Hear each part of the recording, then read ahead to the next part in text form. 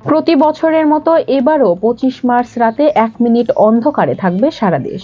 এছাড়া গুরুত্বপূর্ণ সরকারি, আধা সরকারি, স্বায়ত্তশাসিত এবং বেসরকারি ভবন ও স্থাপনাগুলোতে কোনো অবস্থাতেই করা যাবে না আলোকসজ্জা। যথাযোগ্য মর্যাদায় গণহত্যা দিবস পালনের লক্ষ্যে এ উদ্যোগ নিয়েছে সরকার।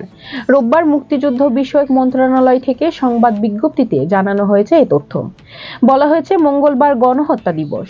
দিবসটি যথাযোগ্য মর্যাদার পালনের লক্ষ্যে জাতীয় পর্যায়ে নানাবিধ কর্মসূচি নেওয়া হয়েছে। এর অংশ হিসাবে সারা দেশে রাত 10:30 থেকে 10:31 পর্যন্ত 1 মিনিটের ব্ল্যাকআউট কর্মসূচি পালন করা হবে।